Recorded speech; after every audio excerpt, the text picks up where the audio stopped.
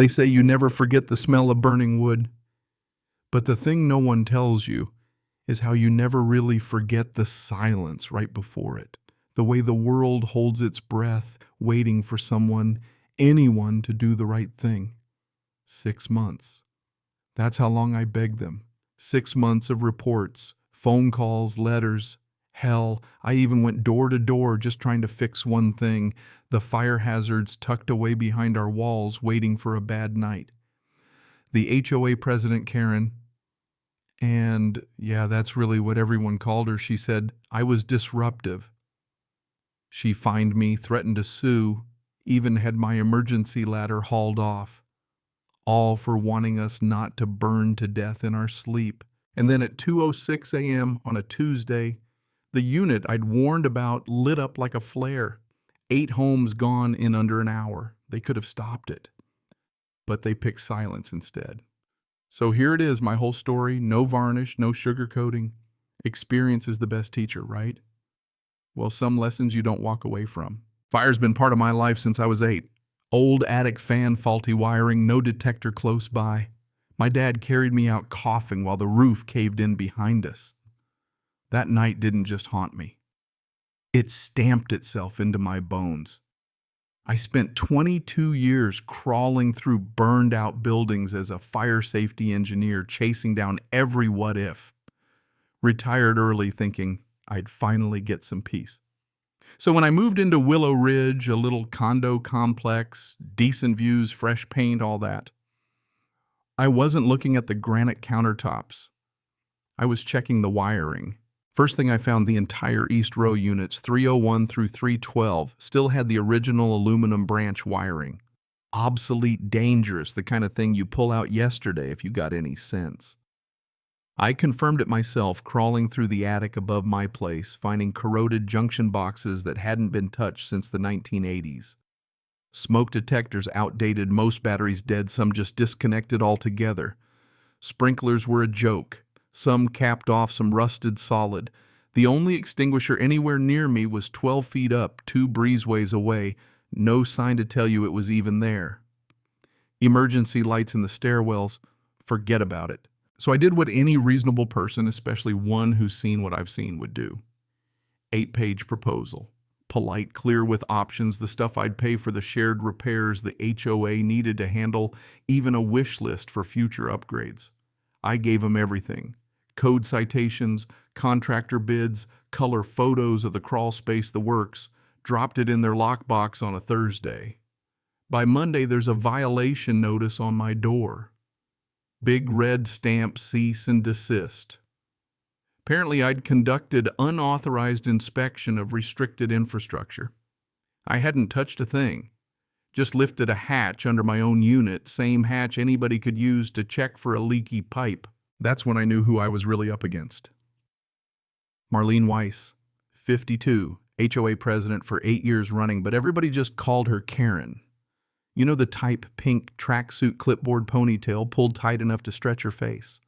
The same woman who once fined a disabled vet for hanging a wind chime. I called her. She answered like she was running a Fortune 500, not a mid-tier condo association. Willow Ridge. HOA, this is Marlene. I said, Marlene, it's Thomas Unit 305. I just got a cease and desist for submitting a fire safety proposal. She said you accessed restricted crawl space infrastructure without authorization. You proposed material changes to shared systems. That requires board approval. I tried to stay calm. Marlene, I'm not changing the color of the mailboxes. I'm telling you the East Row is a ticking time bomb. Let's have the fire marshal take a look. She goes cold. That will not be necessary.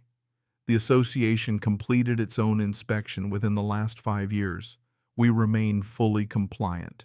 5 years in fire safety. That's forever. 5 years ago, lithium batteries were barely on anyone's radar. Half these units had tube TVs. I said, I'm not here to break rules. I'm here to keep people alive. She gave me a tight little laugh. That's very noble, Mr. Breen, but unilateral action creates chaos. I wanted to scream, but I let it go. The call ended with, "I suggest you follow procedures." Outside, kids were riding scooters against the rules, by the way. Someone was grilling on their balcony, also not allowed. But my 8-page fire safety plan, straight to the trash. I promised myself right then I wasn't letting it go. I remembered the smell of my childhood home burning. I knew this place was one spark away from hell. So if talking didn't work, maybe evidence would. I hired an old friend, Ray Delgado, master electrician, still owed me a favor from back when I pulled his nephew out of a fire. He didn't want to deal with an HOA, but he came anyway. 4-page thermal imaging report looked like a crime scene. Junction box between me and 306 was running at 187 degrees on a day it was barely 75 outside. The aluminum wiring had oxidized to dust. Every time my neighbor ran a hairdryer, it arced inside the wall. This should have been replaced before Obama's second term, Ray said. I copied the report, mailed it certified to every board member. No reply. Not even a thanks. So I knocked on doors. Mary in 304, retired librarian. Her smoke detector chirped every 45 seconds. She thought it was a low battery. The wiring was dead, capped off years ago. I put up a new one. She cried. Chris and Lena, new parents in 309, original 1987 breaker panel, no surge protection. We're just renters. Landlord won't fix what the HOA doesn't approve. The next unit, no answer, but black scorch marks around the vents. Daisy chain power strips again. Everything went into the doom binder. Still nothing from the board. Late July, power went out in the whole east corridor. No utility truck, but there's Karen in the lot, arms folded, supervising a guy in a bright side maintenance shirt. We received complaints about flickering lights, she says, not looking at me. I asked the tech for his license. He just stared at his boots. Karen says, "You're creating a hostile environment." I started filming. She threatened to call the cops. That night I looked up the vendor lawn care pressure washing holiday lights. No electrical license. I reported it to the city. Standard reply. "Thank you for your concern." Nothing changed. I tried the local paper. The editor said, "We can't run something this explosive without a named source." TV news. "Call us when something actually catches fire." Pictures, they said. Always pictures. There was a night 2:00 a.m. Half-packed suitcase on the table, thinking maybe I should just sell and walk away. Let someone else fight Karen and her paper cuts. But that's not me. I run into burning buildings. I don't run out. This was about Mary, about Chris's baby, about the 80-year-old in 312 sleeping with an oxygen tank plugged into a sparking socket. I filed a public records request, every fire department call to Willow Ridge in 5 years.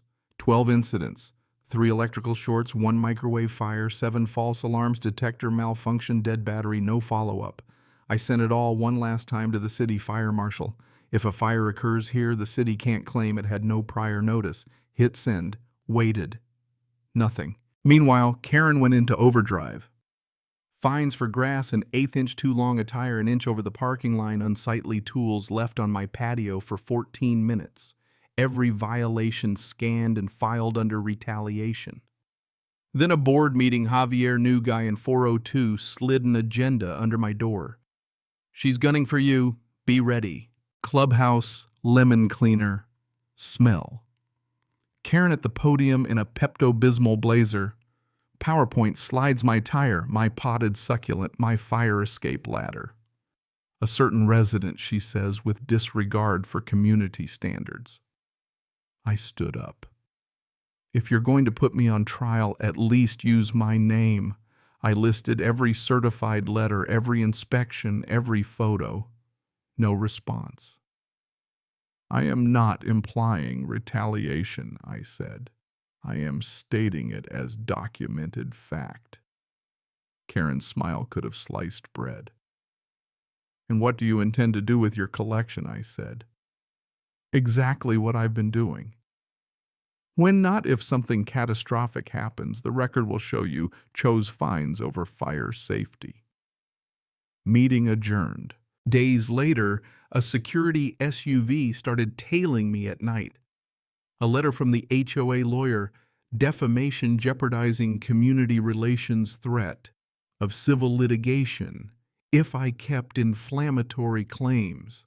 That was the night I lost my fear. I wrote my own letter, 48 copies, slid one under every door, what you are not being told. The whole paper trail, the threats, the ignored warnings. By noon, 3 emails. Thank you. Can you check my outlet? You're not alone anymore. For the first time in months, I could breathe. Karen had the rules and her little army of violation slips, but the silence was cracking. I called a fire marshal I knew, Roy Mercer. Roy, this place is a tinderbox. Crawl spaces, attics, the works. He said management always reschedules us, only lets us see the pretty parts. What exactly do you want? I said. A no-notice full-scope inspection. I've got fresh char behind sealed drywall. I emailed the photos as we spoke. Jesus Christ, he said. Give me a week. I'll get the building department too. Karen scheduled a resident meeting, bold flyers, same night as the library's summer reading event. Fewer witnesses, I guess. The place was packed anyway. She tried to censure me, bar me from meetings. Javier stood up. I second the request to speak. I laid the doom binder on the table. These are incident reports, inspection results, photos, every ignored warning. I've sent all this to Captain Mercer. There's an unannounced inspection coming. The room exploded. Mary stood up, Chris and Lena too, everyone sharing their stories. Karen tried to bang her gavel, but nobody was listening.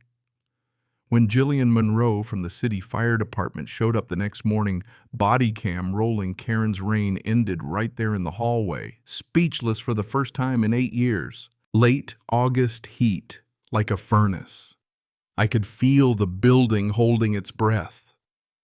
At 2:07 a.m. on the 12th, my phone glowed. Orange Unit 308 was fully involved. Flames pouring from the window, the same spot I'd reported. Vinyl siding curled, smoke rolled low. I was pounding on doors before the alarms even started. Manual pull station padlocked. I broke it open.